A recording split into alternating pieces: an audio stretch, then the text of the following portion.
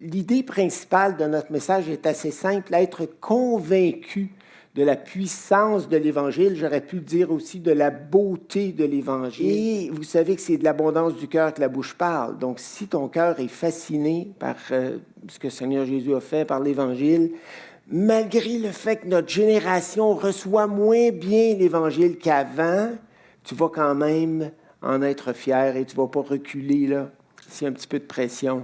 Rome, c'était une ville qui n'était pas épatée par grand-chose. C'est eux qui épataient le monde entier. Donc, Paul arrive avec le message de Jésus mort sur une croix. Vous savez que c'est les Romains qui crucifiaient les gens, puis ils crucifiaient les malfaiteurs, les voleurs, les bandits, tout ça. C'était pas un message reluisant pour les Romains. Il y en a peut-être qui se sont demandé, peut-être qu'il avait fait quelque chose de mal après tout, là. Peut-être qu'il méritait, après tout. Là. Il y a peut-être des choses qu'on ne sait pas. Là. Alors, et Paul arrive avec ce message à Rome et on va regarder ensemble pourquoi il en était fier. On va parler un petit peu de puissance. Des humains de tous les âges ont tenté de faire de notre monde un paradis où il fait bon vivre, mais ont manqué de puissance pour le faire, car ils ont tenté de le faire sans Dieu. Quand j'écoute les nouvelles, je me dis, waouh, les humains qui ont été créés à l'image de Dieu sont généralement habiles à constater ce qui ne va pas dans le monde, les problèmes des individus, les problèmes des collectivités. Je trouve que la description qu'ils font des problèmes est pas mal juste. Et ils sont aussi assez bons, assez habiles pour formuler des objectifs qu'il faudrait atteindre pour régler ces problèmes-là. Mais leur manque de puissance fait que leurs bonnes intentions d'atteindre les objectifs demeurent souvent lettre morte. Et cette réalité fait écho au témoignage de l'apôtre Paul dans Romains, chapitre 7, versets 18 à 24. Ce n'est pas notre texte principal, mais vous connaissez ce texte où Paul dit « Je sais que le bien n'habite pas en moi », verset 18, c'est-à-dire dans ce que je suis par nature. Vouloir le bien est à ma portée. Je sais ce qui est bien, je le désire, mais l'accomplir m'est impossible. Donc, je sais ce qu'il faut faire, mais je n'arrive pas à le faire. Une autre chose à laquelle je pense ces jours-ci, frères, de nos jours, avec l'informatique qui a permis un développement extraordinaire des connaissances et des technologies, les humains pensent plus que jamais pouvoir régler les problèmes des individus et des collectivités dans tous les domaines. Je suis impressionné, parce que j'écoute la radio en voiture, là, je suis impressionné de toutes les découvertes. Il n'y a pas une semaine que je ne suis pas fasciné par les choses que Dieu a permis aux hommes de découvrir. Mais le problème, c'est que quand la révolution industrielle est arrivée, les humains se sont dit, enfin, on a tous les outils qu'il nous faut pour faire reculer les déserts, pour fournir de la nourriture à tous les habitants de la Terre, et pour faire un tas de choses. Là. Les humains, durant la révolution industrielle, ont rêvé de changer le monde, mais ils ont manqué de puissance pour le faire. Et là, on est en pleine révolution technologique. Tu parles aux gens de l'Évangile, là, ça ne les intéresse pas trop parce qu'ils sont fascinés par les découvertes, par le potentiel incroyable des nouvelles technologies. De quelle puissance est-ce que les hommes auraient besoin? D'une puissance qui changerait leur cœur et qui les rendrait libres du péché. Si les humains admettaient humblement leur impuissance et reconnaissaient qu'ils ont désespérément besoin de la puissance de Dieu, pourquoi? Pour faire disparaître de leur cœur l'égocentrisme et l'individualisme qui font naître des disputes et détruisent les plus belles relations. L'orgueil et la colère qui les poussent à la dureté et à la violence. pour faire disparaître de leur cœur l'insatisfaction et l'amertume qui les rend envieux et malheureux. Faire disparaître de leur cœur la peur et l'inquiétude qui les privent de repos et de paix intérieure, sans parler des ambitions démesurées de certains humains qui font naître les guerres. Là. C'est épouvantable, on s'en va vers ça. On a Poutine qu'on trouve épouvantable, puis là, l'empereur chinois qui se prend pour Mao Tse-tung, il n'est pas mieux. Là. On est vraiment dans une ère où on risque de voir plusieurs guerres s'élever. De toute façon, si le Seigneur est proche, il a dit dans sa parole, il y aura des guerres et des bruits de guerre et ça va se multiplier. Pourquoi? Bien, parce que Dieu a laissé les humains faire ce qu'ils voulaient. Il les a laissés s'enfoncer dans leur cupidité. Vous savez que la cupidité explique à peu près tous les maux. La surexploitation, l'inégalité, qui grandit, le fossé qui grandit entre pauvres et riches, la disparition de la variété des espèces qui, selon ce que j'ai entendu, était une barrière contre les virus, les microbes, les épidémies. Dieu avait installé tout un système extraordinaire. Et les hommes sont en train de tout bousiller dans leur orgueil. Et ils vont goûter aux conséquences de tout ça. C'est bien évident. Tout ça pour dire que l'Évangile est un message qui donne de la puissance. C'est ce que l'apôtre Paul dit dans Romains 1, 15 à 17. J'ai un vif désir de vous annoncer l'Évangile à vous qui êtes à Rome, car je n'ai point honte de l'Évangile. Remarquez bien les quarts, là, parce qu'il y a 3 quarts qui structurent le texte et qui sont vraiment importants. Pourquoi a-t-il un vif désir de leur annoncer l'Évangile? Bien, c'est sûr que Dieu l'avait mandaté à le faire. Mais dans notre texte, là, pourquoi a-t-il un vif désir d'annoncer l'Évangile aux Romains? Parce que il n'a pas honte de l'Évangile. Donc, il a hâte d'être à Rome, dans l'illustre Rome, et de présenter le merveilleux message de l'Évangile. Pourquoi est-ce qu'il n'a pas honte de l'Évangile? Parce que c'est une puissance de Dieu. Et je pense que ça, c'est le centre du texte, l'idée principale, car c'est une puissance de Dieu pour le salut. Le salut, c'est quoi? C'est un mot qui signifie délivrance. Et les théologiens se sont dit, le salut, c'est la délivrance du jugement qu'on méritait, c'est la délivrance du contrôle du péché dans nos vies, et c'est la délivrance de la présence même du péché et la glorification. Donc, ça correspond à justification, sanctification et glorification, finalement. La première raison pour laquelle Paul avait un vif désir d'exposer clairement l'Évangile aux croyants de l'Église de Rome était qu'il n'avait pas honte de l'Évangile. Ça, c'est assez clair. Et j'ai regardé le verbe « avoir honte » qui se retrouve dans plusieurs versets. Je vais en regarder quelques-uns avec vous, juste pour vous donner une idée de ce que Paul voulait dire. Romains 6, 21. « Quels fruits portiez-vous alors, c'est-à-dire avant votre conversion, des fruits dont vous rougissez ?» C'est le même verbe qui est utilisé, « dont vous avez honte » ou « dont vous n'êtes pas fiers ». Ou on pourrait dire qui porte atteinte à votre dignité et qui vous humilie. Dans 2 Corinthiens 4, 2, Paul exhorte les croyants à marcher dans la sainteté et à rejeter les choses honteuses qui font rougir et que les gens font en secret. Pourquoi est-ce qu'ils le font en secret? Parce qu'ils ne veulent pas qu'on ait une mauvaise perception d'eux, ils ne veulent pas perdre leur image. L'image, c'est tellement important.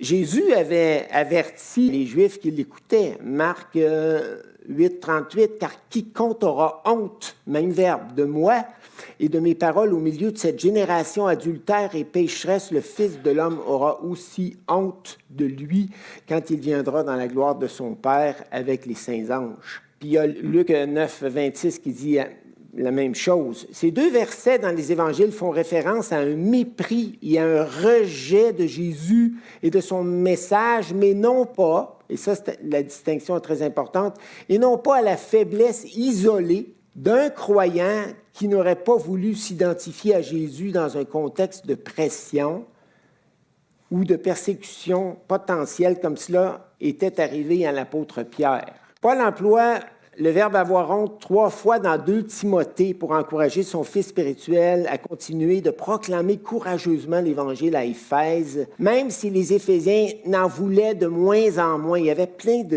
de docteurs de toutes sortes à Éphèse et l'Évangile n'apparaissait pas comme un message glorieux. Il y avait beaucoup de pression de la part des Juifs, beaucoup de persécutions, puis il commençait à y en avoir de la part des Romains. Et je pense que Timothée n'avait pas la force de caractère que l'apôtre Paul avait. C'est un jeune homme plus délicat, plus timide.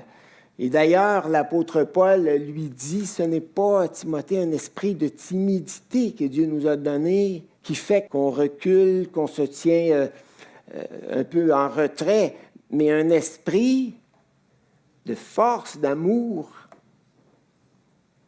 et de maîtrise de soi. C'est drôle, hein? Le mot sagesse, c'est pas tout à fait la meilleure traduction pour le mot grec. Ça se peut, parce que le mot grec peut être traduit par modération, il peut être traduit par pondération, mais en fait, l'idée la plus centrale du verbe, c'est la maîtrise de soi. En d'autres mots, n'écoute pas seulement tes émotions. Pourquoi tu te laisserais conduire principalement par tes émotions? Ça se peut que tu aies peur de t'identifier à Jésus. Ça se peut que tu aies peur de ce que les gens vont dire. Ça se peut que tu aies peur de leurs critiques. Ça, c'est ce que tu ressens à l'intérieur et tu ne voudrais surtout pas être rejeté. C'est compréhensible. Mais la maîtrise de soi, la modération, la lucidité, c'est de te rappeler que tu es en train de partager avec les autres ce dont ils ont désespérément besoin. Si tu as vraiment de l'amour pour quelqu'un, tu vas lui donner ce qui va régler ses plus grands problèmes, n'est-ce pas? Les gens aujourd'hui vont dire « j'aime mon voisin parce que je vais laver ses vitres ou je lave ses murs ou je lave son auto ». Oui, c'est vrai, tu l'aimes, mais est-ce que tu l'aimes assez pour le mettre sur la piste de Jésus qui pourrait non seulement le libérer de son esclavage du péché, mais qui pourrait lui éviter le jugement éternel à venir? Est-ce que tu l'aimes vraiment? Ou si tu fais seulement ce qui va te revenir en compliment, puis en remerciement, puis en ci, puis en ça. Paul dit à Timothée, n'aie pas honte du témoignage à rendre à notre Seigneur, parce qu'il était tenté d'avoir honte et de reculer, ni de moi son prisonnier.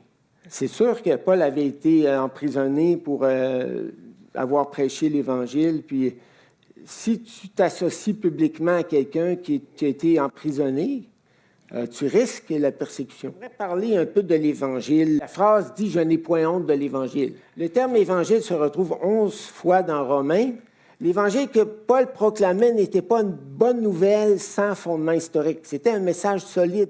Évangile qui avait été promis auparavant de la part de Dieu par ses prophètes dans les Saintes Écritures. Donc, ce n'était pas une nouveauté, ce n'était pas une improvisation, c'était quelque chose qui était fondé théologiquement dans l'Ancien Testament. Il y a plus de preuves historiques que Jésus ait bel et bien existé puis qu'il soit venu sur la terre que de preuves pour, admettons, dire que César Auguste a existé ou d'autres, là.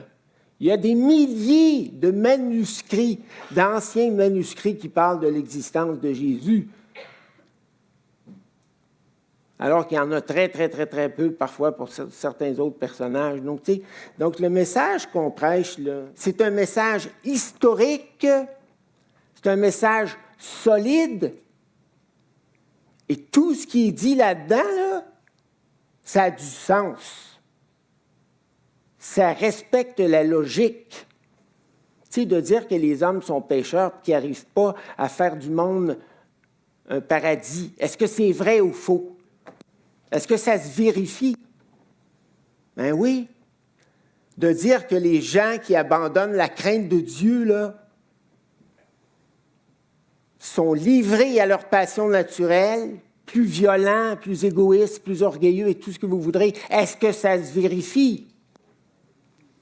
Je suis un grand amateur de Francis Cabrel, puis Francis Cabrel, dans une de ses chansons, il dit « On a serré les évangiles, on ne fera plus de cadeaux. »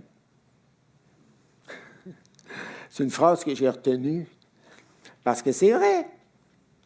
Et c'est ça qui se passe dans notre monde, parce que les humains ont rejeté au Québec, en tout cas, puis dans d'autres pays du monde aussi, leurs valeurs. Non seulement l'Évangile nous permet d'échapper à la colère de Dieu, nous permet d'échapper au contrôle du péché, mais elle nous permet d'entrevoir le vieillissement et la fin de notre vie terrestre de façon positive, comme un simple passage vers une vie glorieuse et merveilleuse dans le paradis de Dieu. Je n'ai pas l'impression qu'en vieillissant, que ma vie est comme un entonnoir, puis moi, je m'enfonce dans l'entonnoir, puis je m'approche du goulot, et après le goulot, c'est le désespoir. C'est pas ça du tout, du tout.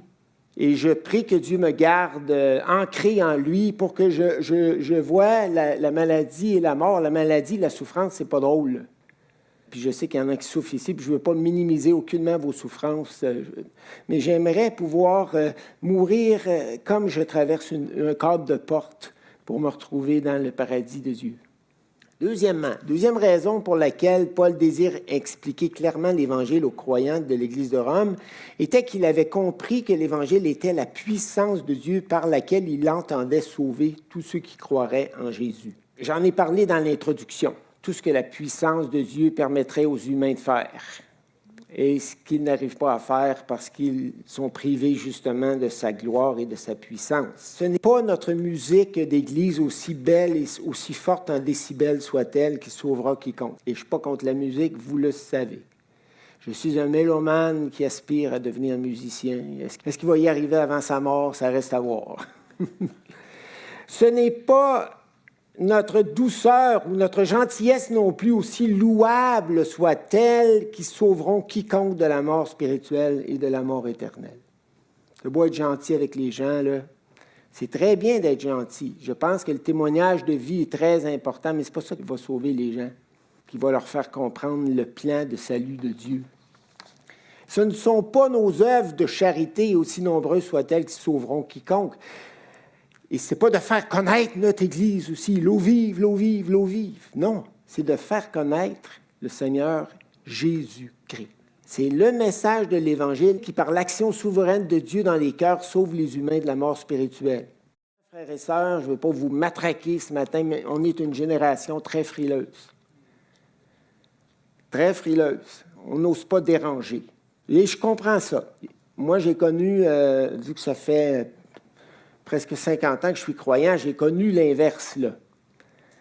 On forçait les gens à écouter, on cognait aux portes. Ça m'est arrivé même de prêcher l'Évangile avec un frère dans le parc, puis là, la personne disait « Je m'excuse, ça me ferait plaisir de vous écouter, mais pour l'instant, j'ai pas le temps, il faut que je m'en aille, j'ai un rendez-vous important. » Puis là, la personne a continué de forcer les choses. C'est pas bon. Mais on dirait qu'on est passé à l'autre extrême aujourd'hui. C'est pas nécessaire que tu sois évangéliste, que tu traînes dans ta poche là, des dépliants, puis qu'à chaque personne que tu rencontres, à chaque inconnu que tu rencontres, que tu donnes des dépliants. C'est peut-être pas dans ta personnalité. Et Dieu va t'utiliser tel que tu es. Et moi, je suis fasciné par une nouvelle méthode d'évangélisation. Et je vais le gêner en disant ça, mais c'est le bread evangelism. L'évangélisation par le pain. Sam, il fait des pains. Il s'est rendu un cuisinier extraordinaire. Des bons pains de ménage, là. Puis il m'en a donné, puis vous en a peut-être donné aussi, ils sont vraiment bons. Puis des bagels, puis toutes sortes d'affaires. Puis là, il prie Dieu, puis il dit, Seigneur, à qui je pourrais donner ça dans le voisinage? Puis il en donne à ses voisins, puis à d'autres. Puis ça crée des belles occasions, hein, Sam, de discussion. Ce n'est pas l'idée d'arriver la première fois qu'on rencontre quelqu'un puis de le matraquer avec l'Évangile. Ce n'est pas ça le point.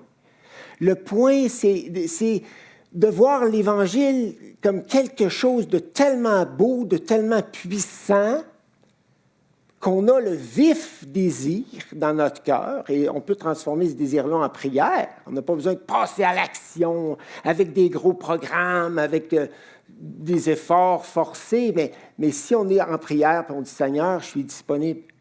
Si tu désires que je rencontre quelqu'un aujourd'hui, si tu m'ouvres une porte, ne permets pas que je recule par timidité ou par peur du rejet à cause de mon désir de plaire, mais permets que je puisse parler de toi, puis pas de façon constipée, excusez-moi. Je n'aurais pas dû dire ça. Mais j'aimerais dire une autre chose aussi, c'est que lorsque tu prêches l'Évangile, le Saint-Esprit travaille de façon très spéciale à convaincre les cœurs. Ça ne veut pas dire que les gens vont accepter nécessairement le message, mais quand tu ouvres la bouche pour annoncer l'Évangile dans un contexte où Dieu t'a dirigé à le faire, le Saint-Esprit est au travail. Le Saint-Esprit agit puissamment et cherche à convaincre les cœurs des vérités de l'Évangile. Et c'est dans ce sens-là aussi que l'Évangile est une puissance de Dieu. Et j'aimerais juste lire quelques versets. Pour moi, frères, lorsque je suis allé chez vous, Paul parle aux Corinthiens, ce n'est pas avec une supériorité de langage et de sagesse que je suis allé vous annoncer le témoignage de Dieu, parce que les Corinthiens étaient friands de bons discoureurs, de gens éloquents, car je n'ai pas pensé de savoir parmi vous autre chose que Jésus-Christ et Jésus-Christ crucifié. Et ça, c'est symbole de jugement, là. Quand tu parles de la croix, tu parles de péché, de jugement et tout le reste, là. C'est pas juste Jésus t'aime, Jésus t'aime. Ça, c'est pas l'Évangile. Tu peux dire aux gens que Jésus les aime, mais si tu dis juste ça, là, tu prêches pas l'Évangile du tout. Moi-même, j'ai été auprès de vous dans un état de faiblesse, le grand apôtre Paul, de crainte et de grand tremblement, et ma parole et ma prédication ne reposaient pas sur les discours persuasifs de la sagesse, mais sur une démonstration de quoi? D'esprit et de puissance, afin que votre foi soit fondée non sur la sagesse des hommes, mais sur la puissance de Dieu. En d'autres mots, alors que je vous annonçais l'Évangile, le Saint-Esprit, le puissant Saint-Esprit était à l'œuvre pour vous en faire comprendre les vérités. Parce que l'Évangile est une pilule, comme une espèce de grosse vitamine. Ça m'est déjà arrivé d'acheter des produits naturels, puis dans une des bouteilles, il y avait ces grosses vitamines là, très, très difficiles à avaler. Vraiment, là. Tu mettais ça dans la bouche, ça passait tout juste dans le gorgoton. C'était presque dangereux, dans le fond. Mais l'Évangile, c'est un peu ça. Écoute, tu dis aux gens que leur péché les condamne. Les humains sont prêts à accepter qu'ils sont imparfaits, mais pas pécheurs. C'est quoi la différence entre imparfait et pécheur en passant? C'est quoi la différence? Pécheur, c'est que tu es redevable à Dieu, imputable à Dieu. Imparfait, bien, c'est que tu es imparfait. Écoute, le processus d'évolution ne t'a pas suffisamment perfectionné, donc tu es imparfait. Tu as encore du chemin à faire, quelques millions d'années, puis tu vas y arriver. Bon, écoutez, il faut que je termine. Donc, le troisième point, troisième raison pour laquelle Paul avait le vif désir d'annoncer l'Évangile à Rome. Première raison, il n'y avait pas honte de l'Évangile. Deuxième raison, il voyait l'Évangile comme une puissance extraordinaire pour régler tous les problèmes. Et troisièmement, dans l'Évangile, Dieu avait révélé son plan merveilleux d'accorder le statut de juste à toute personne qui croirait en Jésus, mais aussi, toujours par la foi, de transformer le cœur de cette personne et de la rendre réellement juste au fil du temps. Je vais juste dire un petit quelque chose par rapport à cela, mais on peut relire les versets. « J'ai un vif désir de vous annoncer aussi l'Évangile à vous qui êtes à Rome, car en lui est révélée la justice de Dieu, de la foi. » En grec, c'est écrit « ek », de la, from. De la foi, mais ça peut être traduit par occasionnellement, mais rarement. Par la foi et pour la foi. Souvent, on ne parle pas de ça pour la foi. C'est quoi ça veut dire, ça? Par la foi et pour la foi, selon qu'il est écrit, le juste vivra de la foi. c'est qu'avant de se convertir, on ne croyait pas en Dieu. Qu'est-ce que la chute a détruit? La foi de l'humain en Dieu. Qu'est-ce que Jésus veut restaurer dans nos cœurs? La foi de l'humain en Dieu. À un moment donné, les Juifs ont demandé à Jésus, « Que faut-il faire pour faire les œuvres de Dieu? » Et Jésus a répondu, je vous l'ai déjà dit, « L'œuvre de Dieu au singulier, c'est que vous croyez. » À la fin de son évangile, toutes ces choses et tous ces miracles et tous ces prodiges et tous ces discours ont été écrits afin que vous croyiez en moi et que vous ayez la vie éternelle. Ce n'est pas juste une vie sans fin, c'est une vie d'une qualité exceptionnelle qu'on peut vivre par l'Évangile. La plupart des commentateurs voient dans l'expression « justice de Dieu » et le changement de statut devant Dieu et le changement de vie qui s'ensuit. Il y a certains commentateurs qui ne voient que le changement de statut devant Dieu, c'est-à-dire Dieu nous déclare juste par la foi, la justification par la foi, mais il y en a d'autres qui disent, je pense que dans le contexte, l'expression « la justice de Dieu » fait référence aux deux. Oui, à la justification par la foi, au fait qu'on est déclaré juste devant Dieu. Est-ce que vous êtes juste, parfaitement juste dans votre vie tous les jours? Oui ou non? Est-ce que vous péchez encore? Ah ben, comme ça, je suis tout seul qui... Non, mais c'est bien évident qu'on pêche encore, là. Mais, est-ce que vous êtes parfait aux yeux de Dieu? Pourquoi? Parce que Dieu vous a revêtu de la tunique de perfection et de sainteté de Jésus lui-même. Il y a eu un échange de tuniques qui s'est fait. Hein? Lorsque Jésus est mort sur la croix, il a pris nos tuniques de péché, puis, lorsqu'une personne croit en lui, il la revêt de sa tunique de sainteté.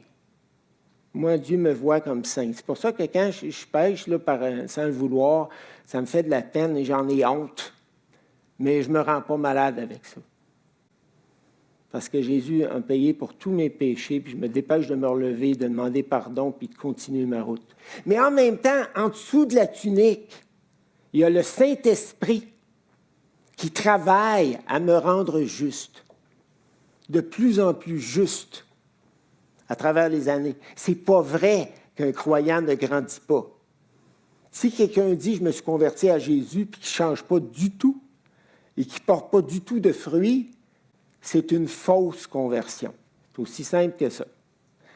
Et ce n'est pas une question de produire des gros raisins. Là. Il y en a qui produisent des petits raisins. C'est pas grave. Mais s'il y a de la vie en toi, la vie du Saint-Esprit, il va se passer quelque chose dans ton cœur. Mais s'il se passe strictement rien, ben moi, si j'étais toi, je demanderais au Seigneur, est-ce que je suis vraiment sauvé? Bon, il y a des gens que je connais qui portent du fruit et qui doutent de leur salut. Ça, c'est une autre histoire. C'est des gens très perfectionnistes, très idéalistes, qui aimeraient vraiment ne jamais faire de faute. Mais fais attention, ça peut être de l'amour-propre aussi. Là. Si Dieu te pardonne, pardonne-toi, toi aussi. Qui es-tu pour ne pas te pardonner si Dieu te pardonne? Ça n'a pas de sens, là. Bon, alors moi, je vais arrêter. Alors, on va demander au Seigneur la grâce de ne pas avoir honte de lui et de ses paroles. Ça ne veut pas dire de matraquer les gens avec l'Évangile, mais ça veut dire de ne pas reculer. Et la façon de le faire, c'est de découvrir la richesse de l'Évangile puis d'en être ébahi, d'en être émerveillé. C'est bon?